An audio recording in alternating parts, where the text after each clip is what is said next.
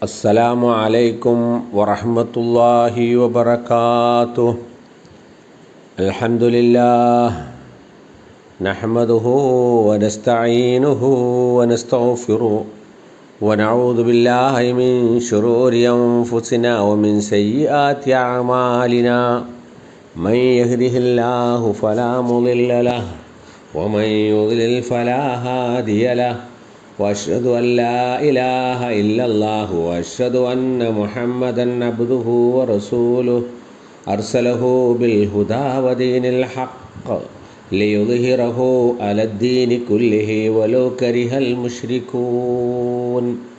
اللهم صل على محمد وعلى آل محمد كما صليت على إبراهيم وعلى آل إبراهيم. اللهم بارك على محمد وعلى آل محمد كما باركت على إبراهيم وعلى آل إبراهيم إنك حميد مجيد. أما بعد فإن خير الحديث كتاب الله وخير الهدي هدي محمد صلى الله عليه وسلم وشر الأمور محدثاتها وكل محدثة بدعة وكل بدعة ضلالة. أيها الناس أوصيكم وإياي أولا بتقوى الله.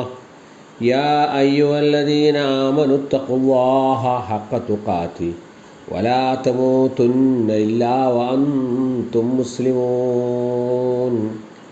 يا أيها الذين آمنوا اتقوا الله ولتنظر نفس ما قدمت لغد واتقوا الله إن الله خبير بما تعملون.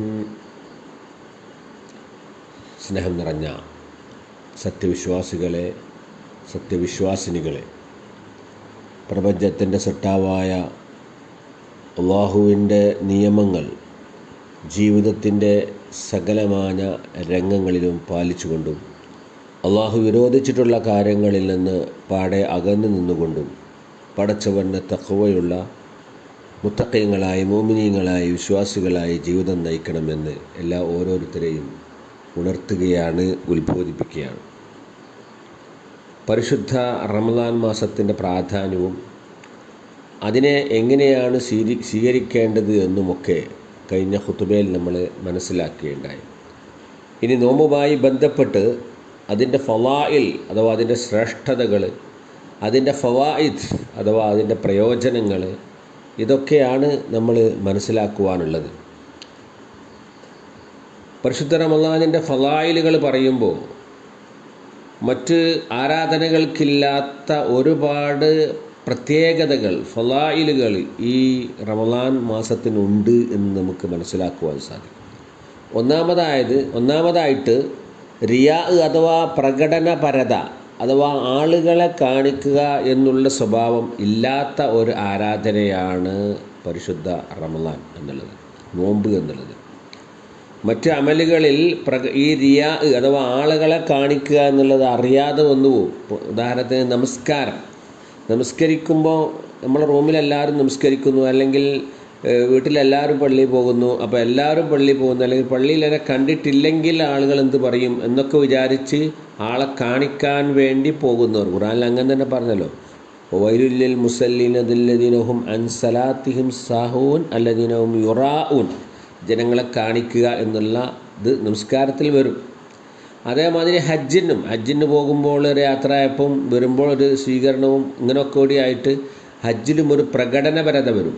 സക്കാത്ത് അതേമാതിരി ചില ആളുകൾ ഞാൻ സക്കാത്ത് കൊടുക്കുന്നവനാണ് എന്ന് അറിയിക്കാൻ വേണ്ടി പരസ്യമായി കൊടുക്കുന്നവരുണ്ട്, സദക്ക കൊടുക്കുന്നവരുണ്ട്. ഇതിലൊക്കെ പ്രകടനപരത വരുമെന്നുള്ളതാണ്.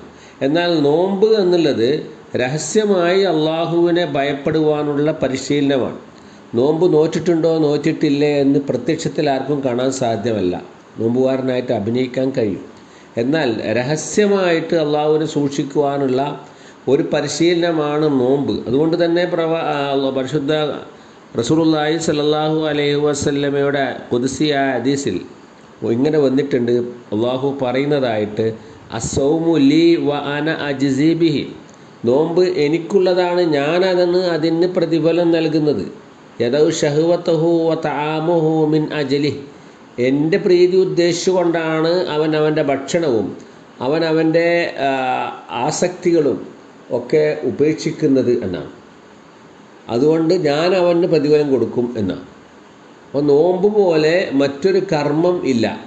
നോമ്പ് അത്രയും സുപ്രധാനമായ ഒരു അമലാണ്. ഒരു വർഷത്തെ പാപങ്ങൾ പൊറുപ്പിക്കപ്പെടുന്ന ഒരു കർമ്മമാണ് നോമ്പ് എന്നുള്ളത്. മൻ സാമ റമളാന ഈമാനം വഹ്തിസാബൻ ഗുഫിറ ലഹു മാ തഖദ്ദമ മിൻ ദംബിഹി, ഒരു വർഷക്കാലം അവരുടെ ജീവിതത്തിൽ വന്നുപോയ പാപങ്ങൾ പൊറുപ്പിക്കാനുള്ള ഒരു അവസരമാണിത്. അതുപോലെ തന്നെ മാനവരാശിക്ക് മാർഗദർശനമായി പരിശുദ്ധ ഖുർആൻ അവതരിപ്പിക്കപ്പെട്ടത് ഈ റമളാൻ മാസത്തിൻ്റെ മാത്രം പ്രത്യേകതയാണ്.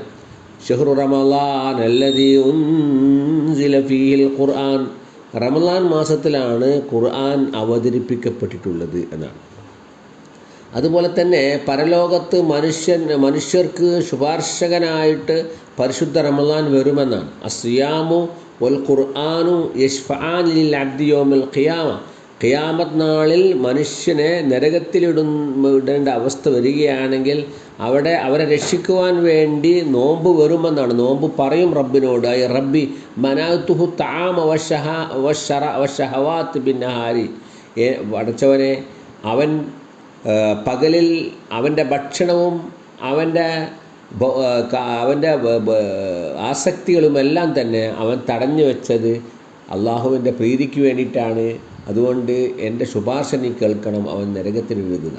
അപ്പോൾ അള്ളാഹു ആ ശുപാർശ കേട്ടുകൊണ്ട്, അഥവാ അവൻ ആ നോമ്പ് നോറ്റത് കൊണ്ട് നരകാഗ്നിയിൽ നിന്നും അവനെ വിദൂരമാക്കുകയാണ്. അതുപോലെ റമളാൻ മാസത്തിൻ്റെ പ്രത്യേകത, അതിൻ്റെ ശ്രേഷ്ഠത, റമളാനിൽ ഒരു ദിവസത്തെ ആരാധന കൊണ്ട് 1000 മാസം അഥവാ 83 വർഷത്തേക്കാൾ ഉത്തമമുള്ള ഒരു രാത്രി കൊണ്ട് അള്ളാഹു അതിനെ ധന്യമാക്കി. ലൈലത്തുൽ ഖദ്ർ, അല്ലേ? ലൈലത്തുൽ ഖദ്രി ഖൈറും മിൻ അൽഫി ഷഹർ, 1000 മാസത്തേക്കാൾ ഉത്തമമാണ് ലൈലത്തുൽ ഖദ്റിൻ്റെ രാത്രിയിലുള്ള അമലുകളെന്നാണ്. അതുപോലെ തന്നെ പരിശുദ്ധ റമളാൻ മാസത്തിൽ സ്വർഗവാതിലുകൾ തുറക്കപ്പെടുന്ന മാസമാണ്. ഇദാ ജാഅ റമളാൻ ഫുത്തിഹത്ത് അബ്വാബുൽ ജന്ന, സ്വർഗത്തിൻ്റെ വാതിലുകൾ തുറന്നു വെക്കപ്പെടുകയാണ്. അള്ളാഹുവിന് വേണ്ടി അടിയാന്മാർ ചെയ്യുന്ന സൽക്കർമ്മങ്ങൾ സ്വീകരിച്ചുകൊണ്ട് അവരെ സ്വർഗത്തിൽ പ്രവേശിപ്പിക്കുവാൻ സ്വർഗത്തിൻ്റെ വാതിലുകൾ തുറക്കപ്പെടുന്നു. വഗുല്ലഖത്ത് അബ്വാബൻ നാർ വസുഫിദത്തി ഷയാത്തിൻ, പൈശാചികമായ പ്രവർത്തനങ്ങൾക്കെല്ലാം തടയിടപ്പെടുകയും അതുമൂലം നരകത്തിലേക്ക് പ്രവേശിക്കുന്ന പ്രവർത്തനങ്ങളിൽ നിന്ന് ആളുകൾ മാറി നിൽക്കുകയും ചെയ്യുമ്പോൾ അത് നരകം കൊട്ടിയടക്കപ്പെട്ട മാതിരി ആയിത്തീരുകയാണ്. അങ്ങനെയുള്ള ഒരു മാസമാണ് പരിശുദ്ധ റമളാൻ. ഇങ്ങനെ റമളാൻ മാസത്തിൻ്റെയും നോമ്പിൻ്റെയും പ്രത്യേകതകളും ശ്രേഷ്ഠതകളും ഒരുപാട് എണ്ണി പറയാനുണ്ട്. മാത്രവുമല്ല, പരിശുദ്ധ റമളാനിൽ ഒരുപാട് ചരിത്ര സംഭവങ്ങൾ നടന്നിട്ടുണ്ട്. വലിയ ചരിത്ര സംഭവങ്ങൾക്ക് സാക്ഷിയായ ഒരു മാസമാണ് പരിശുദ്ധ റമളാൻ മാസം. ഹിജ്റ 2ാം വർഷം നടന്ന ബദർ യുദ്ധം ഒരു റമളാൻ 17-നാണ് നടന്നിട്ടുള്ളത്.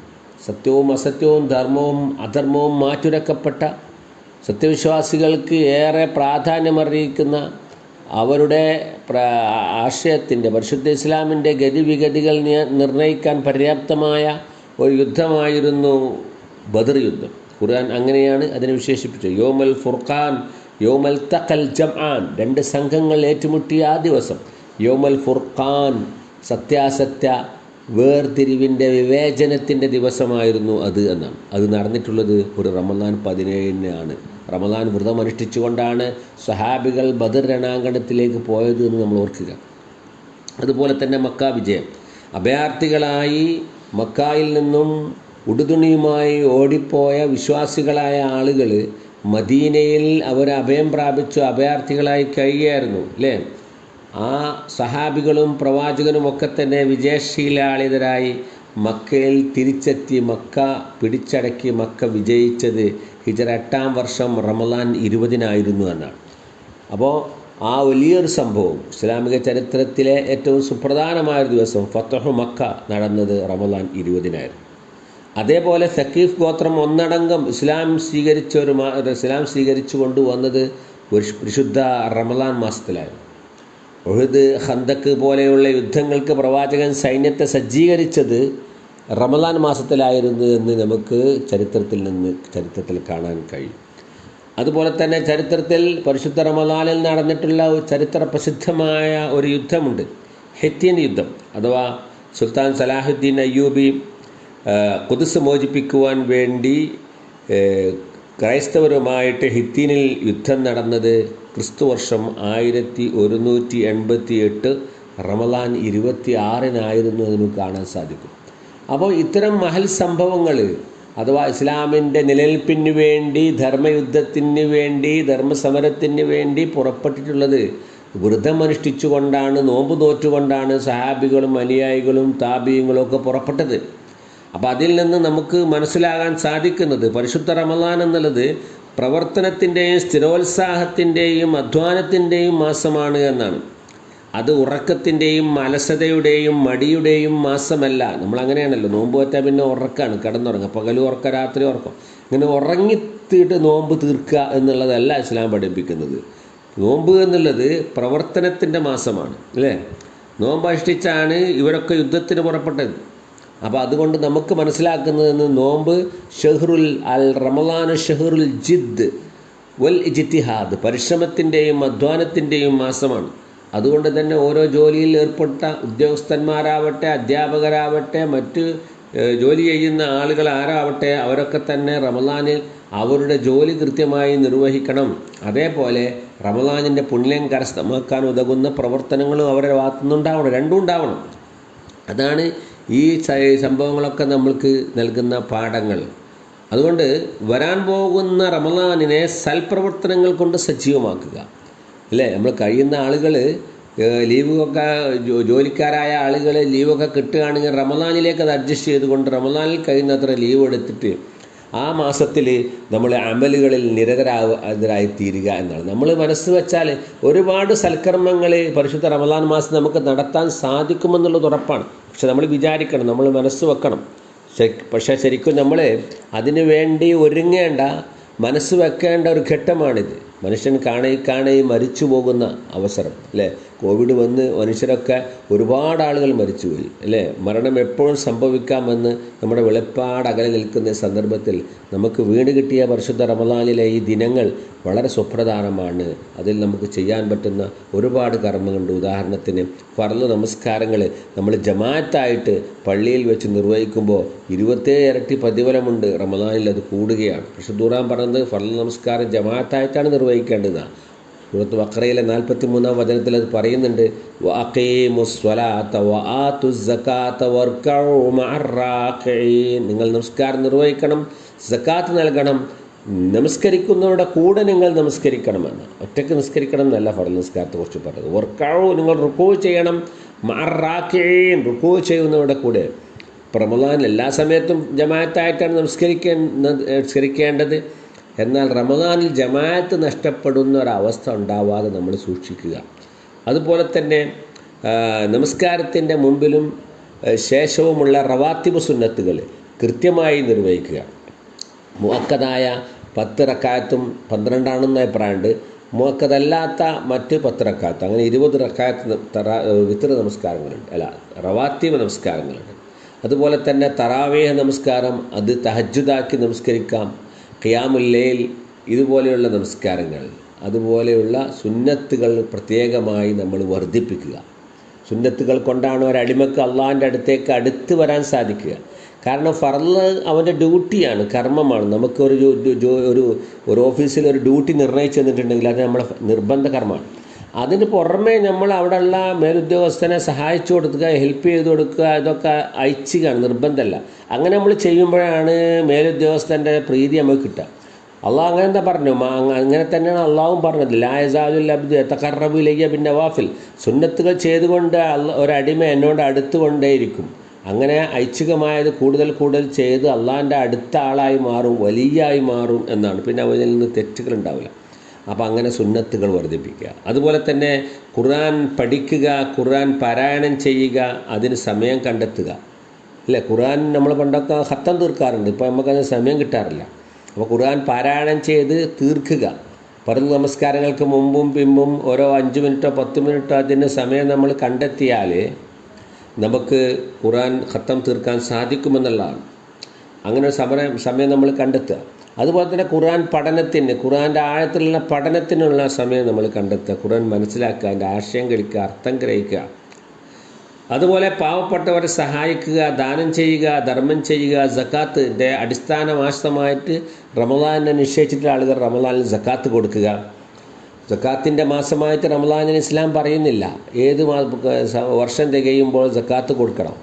എന്നാൽ ഒരാൾ തൻ്റെ സമ്പത്ത് ഇന്ന് സക്കാത്ത് കൊടുക്കാൻ അടിസ്ഥാന മാസമായിട്ട് റമളാനിനെ തിരഞ്ഞെടുത്താൽ തെറ്റില്ല. അങ്ങനെ സക്കാത്ത് കൊടുക്കുന്ന ആളുകൾ, ധർമ്മങ്ങൾ ചെയ്യുന്ന ആളുകൾ, ദാനങ്ങൾ ചെയ്യുന്ന ആളുകൾ, അതിനൊക്കെ പറ്റിയ അവസരമാണ്. പ്രവാചകൻ്റെ ചര്യയാണ് അത്. ഇമാം ബുഖാരിയും മുസ്ലിം റിപ്പോർട്ട് ചെയ്ത ഹദീസിൽ കാണാം, കാന റസൂലുള്ളാഹി സ്വല്ലല്ലാഹു അലൈഹി വസല്ലമ അജ്വദന്നാസ്, പ്രവാചകൻ സല്ലല്ലാഹു അലൈഹി വസല്ലമ പൊതുവെ മനുഷ്യരുടെ കൂട്ടത്തിൽ വെച്ച് ഏറ്റവും ഔദാര്യവാനാണ്, ദാനധർമ്മിഷ്ഠനാണ്, ധർമ്മം ചെയ്യുന്ന ആളാണ്. വക്കാന അജ്വദു മാ യകൂനു ഫി റമളാൻ, റമളാനാണെങ്കിൽ പ്രവാചകൻ തൻ്റെ അടുക്കൽ ഉള്ളതെല്ലാം തന്നെ ധർമ്മമായി, ദാനമായി നൽകാറുണ്ടായിരുന്നു എന്നാണ്. അപ്പോൾ ഇതൊക്കെ നമുക്ക് മനസ്സ് വെച്ചാൽ ചെയ്യാൻ പറ്റുന്ന കാര്യങ്ങളാണ്. അതുപോലെ മറ്റുള്ളവരെ നോമ്പ് തുറപ്പിക്കുക. ഒരാൾ നോമ്പ് തുറപ്പിക്കുക എന്ന് പറഞ്ഞാൽ വളരെ പുണ്യമുള്ള കാര്യമാണ്.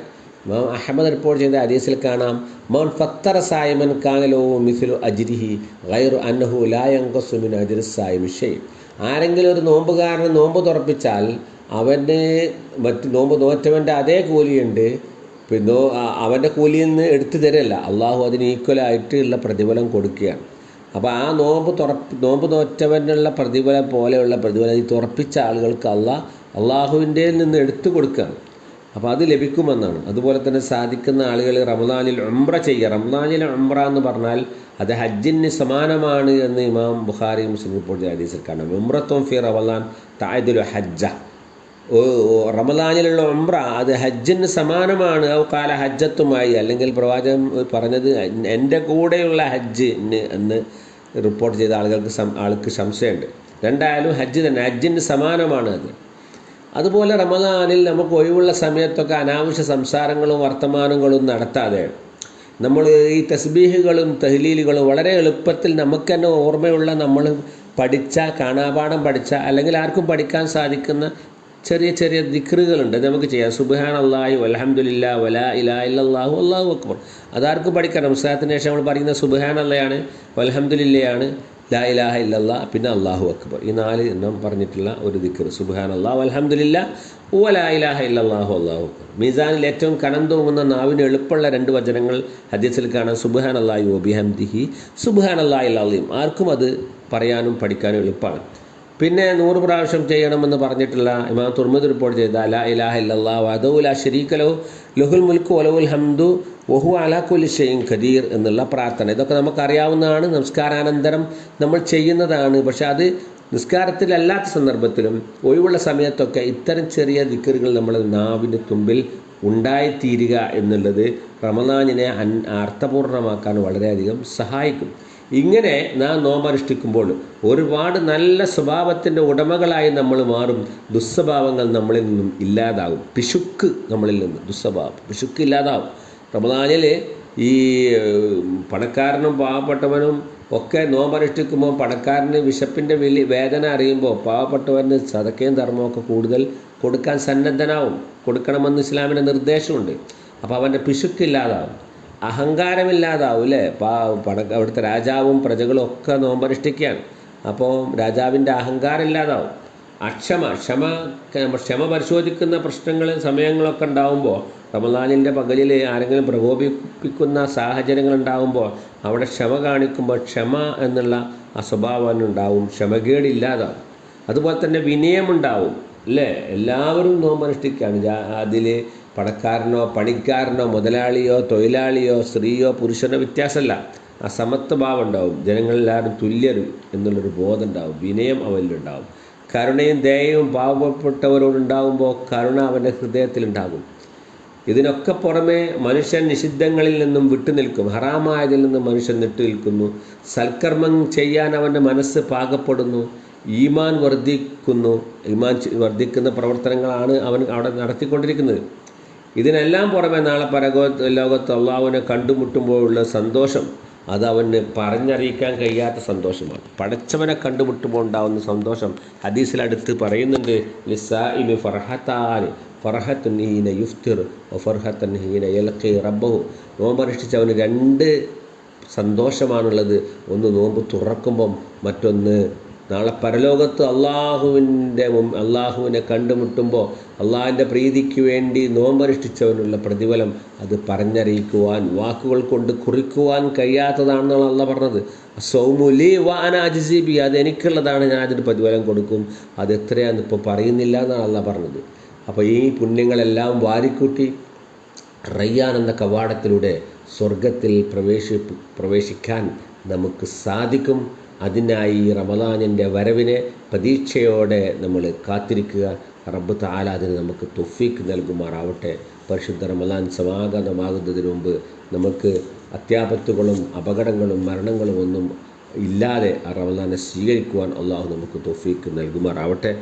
നമ്മളിൽ നിന്നും വന്നുപോയ പാപങ്ങൾ, തെറ്റുകൾ, കുറ്റങ്ങൾ പടച്ച തമ്പുരാൻ നമുക്ക് വിട്ട് പുറത്ത് മാപ്പാക്കി തരുമാറാവട്ടെ. നമ്മുടെ അമലുകളിൽ വന്നുപോയ വീഴ്ചകൾ, അപാകതകൾ, കുറവുകൾ എല്ലാം തന്നെ അള്ളാഹു പരിഹരിച്ച് അതെല്ലാം തന്നെ ഒരു സാലിഹായ അമലായി നമ്മളിൽ നിന്ന് സ്വീകരിക്കുമാറാവട്ടെ. രോഗങ്ങൾ കൊണ്ട് വിഷമിക്കുന്ന ഒരുപാട് സഹോദരന്മാരുണ്ട്. റബ്ബ് തആല അവർക്ക് ആഫിയത്തും ആരോഗ്യവും നൽകി പരിശുദ്ധ റമദാൻ വ്രതം അനുഷ്ഠിക്കാനുള്ള അവസരം അവർക്ക് സൃഷ്ടിച്ചു കൊടുക്കുമാറാവട്ടെ. മരണപ്പെട്ടു പോയ ആളുകൾക്ക് അള്ളാഹു മഗ്ഫിറത്തും മർഹമത്തും പ്രദാനം ചെയ്യുമാറാവട്ടെ.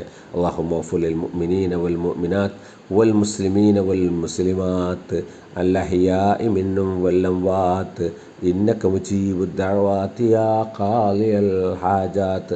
അല്ലാഹുമ്മ അഇസ്സൽ ഇസ്ലാമ വൽ മുസ്ലിമീൻ വഅദില്ലശ് ശിർക വൽ മുശ്രികീൻ. അല്ലാഹുമ്മ അജിർനാ മിനൻ നാർ. ربنا اغفر لنا ولإخواننا الذين سبقونا بالإيمان ولا تجعل في قلوبنا غلا للذين آمنوا ربنا إنك رؤوف رحيم.